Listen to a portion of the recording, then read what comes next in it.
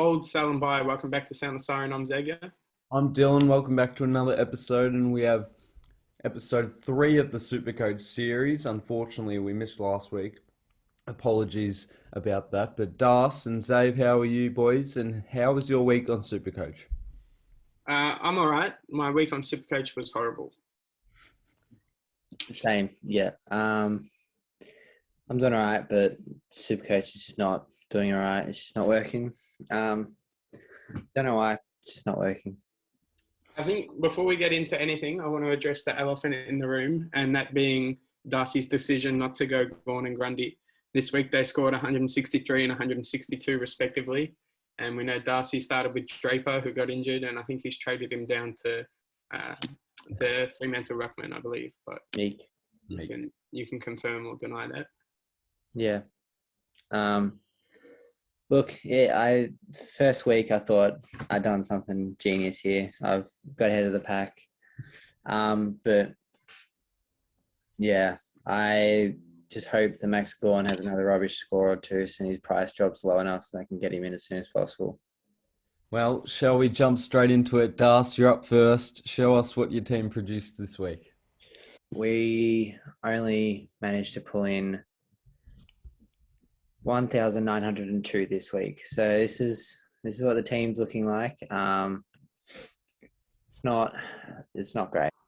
Yeah, I think he got hurt by pretty well the same things as me, having Cozzy, Jordan, Powell, Brockman, and Rowe all on field. So Yeah. it's not the best start to a great round, but it's the same things that I had, unfortunately. So this is my team. I didn't start well again. Pretty poor performance. So I got the Grundy 162 as my captain. That saved me a little bit, but then everyone else pretty well had Grundy and Gawn, so it wasn't even that good in the end. But yeah, as I said before, Rowe, Campbell, Jordan, Berry, and Kaczynski, and Powell as well on field really hurt. But yeah, not a good week at all. You managed to score 2,000 plus, didn't you? Yeah, I scored, I think, 2,060 or 70. So I had Hayden Young instead of Chapman. Yeah. And then scrolling down to the forward line, I had Danaher. So you had a good week. I think we're in 2 rounds matched up against each other in two different Yeah, we did. leagues. So you dealt me two losses there. Dylan got hurt by some different things, I think. Mitchell getting the tag really hurt him at 89, and then Brayshaw was really poor after trading him in, as well as Hayden Young getting injured. So Dusty too, 85, which is lower than expected. except everyone has Dusty, so it didn't hurt as much. But you also had bit of luck in Nick Cox 93, and then also Dunkley 132 and Zeeb 155. I was versing Dylan, and I thought after the Carlton Fremantle game I might be a chance, but then after Cox got subbed on with an average of like 20 and then scored a 93, I thought it's probably game over. But Yeah. Well, I hope so. My faith is going to become in the last few rounds of in the year. I think I'm going to have to switch to playing for league rather than playing for rank. I think I'm going to have to do the same thing. After the first 3 rounds, I'm a little bit too far behind as compared to where I'd like to be. It's probably the worst start to a year I've almost ever had. So I think league's looking much more attractive than rank is. So I'm going to have faith in my holds of Fife and Dangerfield to bring me home towards the end of the year. now, Save, I know you had something you wanted to introduce. Yeah, I had a little bit of a segment that I wanted to bring up, and it was a heroes and villains segment. So pretty well, I just wanted you guys to name who your hero and who your villains are for the round. My hero was Brody Grundy, who was on my VC for this week. Pretty much saved me from getting a score of 1-8 or below. And my villains were the Hawthorn rookies. Downey continues to just not get a game, and Brockman and Kaczynski both under 30 and pretty much ruining their natural growth in the price. Yeah, my heroes for this week, as you said, Das, Zeeble, Dunkley, and Nick Cox. I think he was the main hero. He destroyed St Kilda. He kicked a goal in the first 2 minutes of the game, and from then they just destroyed the Saints, and he was a big part of that. My villains were Hayden Young and the rookies as well. But Hayden Young unfortunately injured, so that's why you saw Chapman on my field, who actually scored really well considering it was his first game, I believe. So I think he's one Second. to watch. Second game, excuse me, but certainly one to watch. Yeah. I had a couple of heroes and a couple of villains. I think it's about 4 each. So my heroes, I'm going to start with Sam Doherty. He got 109 this week, first score of over 100. And the number one thing I want from him is to outscore Jaden Short. And he did that. I think he outscored him by like over 20. So Yeah. that was a good start or a good game for him, and a good little win for me. And then Gorn and Grundy, obviously a big heroes, scoring 162, 163, and Zeeble with 105. But my villains has to be Kaczynski and Brockman with 22 and 29. Both of them were on my field, which hurts. Dylan from STS podcast for telling me to get in Campbell over Chad Warner. Campbell scored 29, Warner scored like 130. So that was 100 points that hurt me. And my other one, I didn't actually tell the podcast yet, but at the end of round one, I had the chance to trade Real for a premium defender, and I chose Caleb Daniel over Jordan Ridley. And Daniel has had scores of 60 something and 96, while Ridley's gone like 120 and 150. So that's another 100 points over 2 rounds that I've lost. So just on the topic of Ridley, I feel like for sure he needs to be brought in this week. He is my main target. So I'm going to be looking to move up Jordan Clark to Ridley, and then I just got to find cash elsewhere for that. So I think I could be doing that through a Meek downgrade or a Powell downgrade, but I think I prefer Powell because I don't think North are going to do well over the next few weeks. What do you guys think about that trade? Powell will certainly play bulk minutes though, so I think keeping. Are you saying you'll keep Powell or trade Powell? Trade Powell to get more cash. Okay, that's interesting. I just think, although if North Melbourne continue to be beaten by 100 plus points, the Supercoach points won't add up for Powell. So I guess you're right in that sense. But if you're looking at a disposal sense or an opportunity sense, you could go with Powell to keep. But obviously, if you're looking at it from that point of view, then yeah, Powell's probably the better option to trade. I think if you can get Jordan Ridley in, I think you have to do it. He scored 136 points. He's averaging 136 points, 408 for the year. But there's not really, for my team at least, I can't really do it unless I do a completely sideways trade like Caleb Daniel, Rory Laird, or Jake Lloyd to get him. If I did the same thing as Darcy with Powell and Clark, that gives me 515k cash, including the 46k I've already got in my salary cap.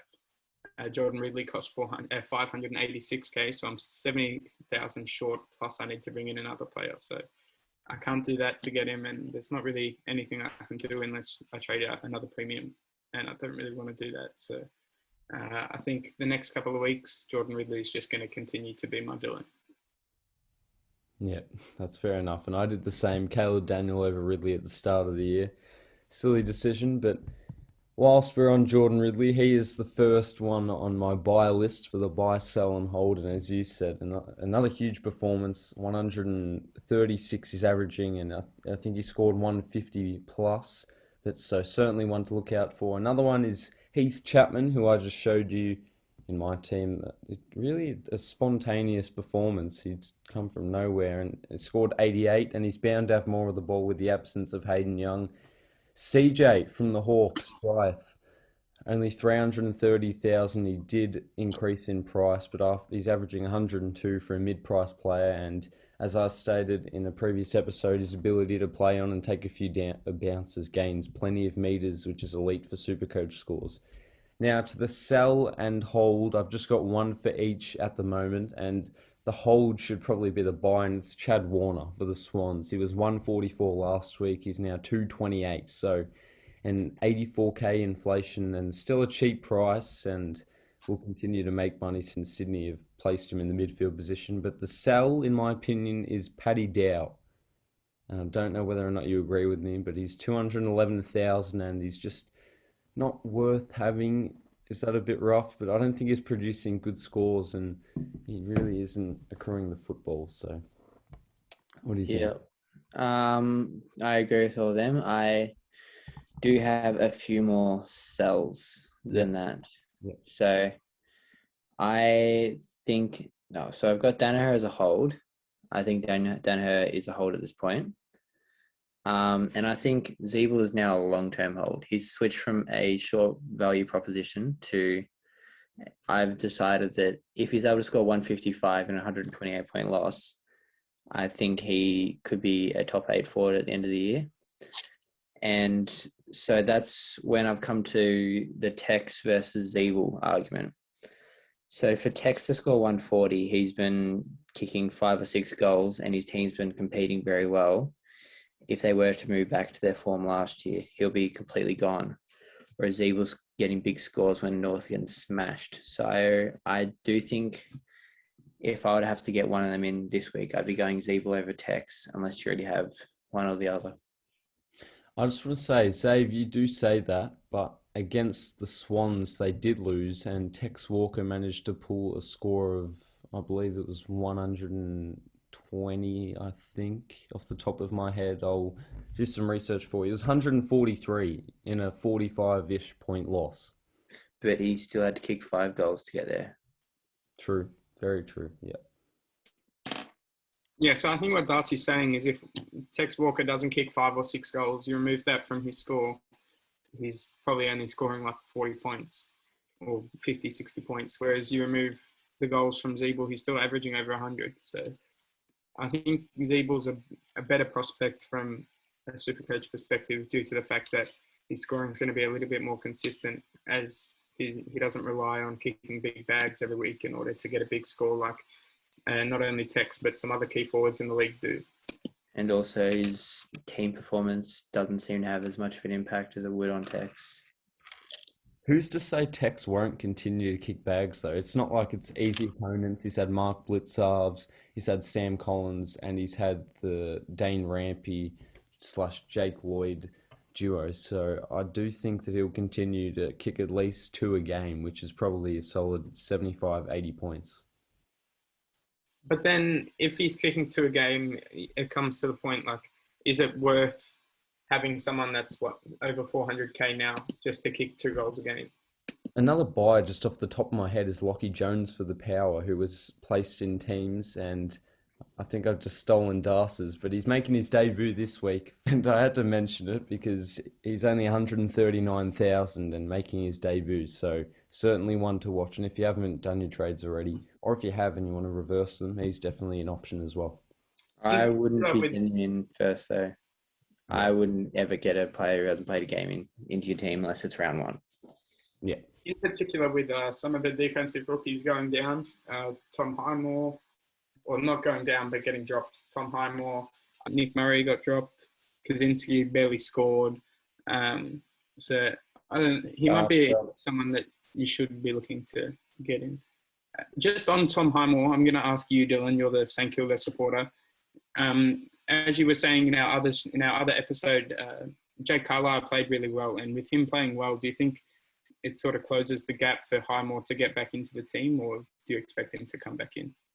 No, after what happened last week, I think we have to reshuffle the defense, in my opinion. And Tom Highmore, he played well against Melbourne as well. He produced 80, a 75, 85 score, so he was definitely good. And even in the kickouts, he was hitting targets, so I think they'll heavily consider him once again because our defense was deplorable last week. 143 points from a Bombers side without Jai Caldwell, Dylan Shield, Dyson Heppel. It was absolutely ridiculous. So, no, I don't think he's out of the pictures, Abe.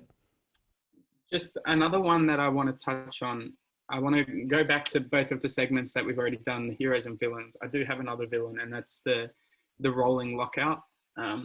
Oh yes. Oh. And both the rookies, because ultimately the lockout cost me from trading out a rookie that wasn't going to play to someone like Chad Warner, who I could have gotten in, as well as Braden Campbell.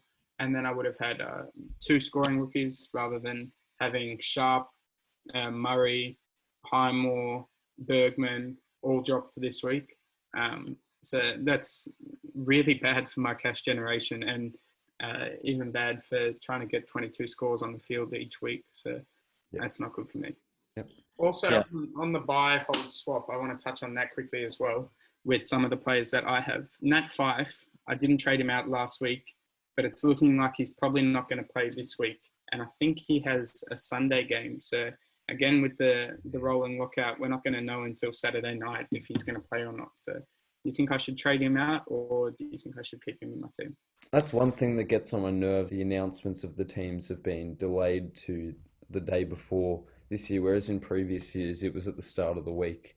But you don't even get a basic idea at the moment, which is a little irritating. But Das, what do you think? Should they sell or hold?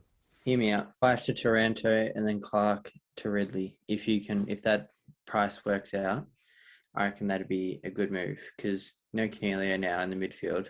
It's gonna be the Taranto show. So yeah, I'd be considering that one if that works out price wise. What I was thinking even more, I've just actually put that into my team really just right now. If I trade out Fife and I swing Jordan Clark into the midfield, I can trade Fife straight to Ridley. I feel like you're losing scoring potential there. Just on that though, the defense is probably the main priority this year. Yeah. If I do bring Ridley, I've got 5 premiums in my defense. If you consider Doherty a premium, in Lloyd, Laird, Daniel, Ridley, and Doherty. Yeah. Which then my midfield is a little bit shallow. I feel like defense is the most solid. So if you can fill that out first, it's best, and it's easier to get well-scoring mids and forwards at this point in time. So if you can get to 5 or 6 defensive primos, that's where I'd go for. The other one that I had was on Chad Warner. I didn't get him in last week, as I was saying before, me picking Campbell over Warner.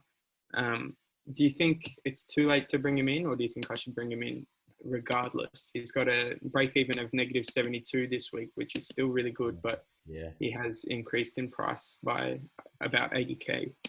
He's still scoring. He's got an average of 90. An average of 90 is good in any case for a player who is 28k. Average of 92. That is good in any case for a player that cheap. So if he was a Fantasia or an Impy, you'd be getting him in at that price. So I don't see why you don't get him in right now when he's got that low break even as well. He'd be a buy for me. I don't think it's too late for him. Just on Impy as well, is it too late to buy him? I think he is. I think it is. But if you see him finishing top 8 forwards, then I don't mind it. But I don't see him finishing top 8 forwards. Das, what do you think of the trades I made so far? I traded out Joe Danaher and Hayden Young for Heath Chapman and Tex Walker. I don't really like the Danaher to Tex as much. I feel like it's chasing points a bit. Yeah. If you seriously see Tex finishing and keeping this form up and finishing top 8 forwards, then it's all right. I like the move in the back line, the Young to Chapman. Yeah. I think Danaher to Tex is sort of sideways, except just more expensive. Because Danaher's still scoring. He scored 84 on the weekend. I feel like he still could score around that mark, and Tex might drop back to that mark. Tex does have North Melbourne this week. That's 1 week. He's probably going to kick 10 though. Yeah, I know. He's probably going to kick 20, but it's still 1 week. I just feel like you're probably better off holding the trade and then see how Waterman goes this week. So then you could do a Danaher to Waterman if you don't like Danaher. We'll run with is it too late to buy still? So I feel like most people should have him, but Goulden, too late to buy? No. You have to have him. If somehow you don't have him, get him in. He's only 241k, averaging 116. You have to get him in. Braden Campbell, too late to buy? Probably not, but I probably wouldn't bring him in. Given he scored 29 this week, he's up to 230k. I probably wouldn't bring him in. Matt Flynn? That's another one that I don't have. So I'm in a really bad position given I don't have Warner or Matt Flynn. You probably could bring him in, but I probably wouldn't, given you probably have Gawn and Grundy on field. If you don't, then maybe you can, but he's not really going to influence your score. He's only going to influence the cash generation. So I probably wouldn't bring him in. And that's probably the only reason that my decision for Hunt over Flynn was beneficial. To be honest, it's just because I have that loophole option if they manage to dominate. Yeah, I went Hunter over Flynn as well because I thought it's 20K extra. I thought Marshall was out for what was meant to be, I think, 6 weeks. Yeah, it was. Ryder was out. Ryder was out indefinitely, so I thought Marshall would probably have 6 games easily in the team, and then he got dropped and they rucked Carlisle, so that sort of screwed with my plans. And then Flynn, he scores 140, so screwed with my plans as well. All right, now these ones are sort of a mix between the buy, sell, hold, and the too late.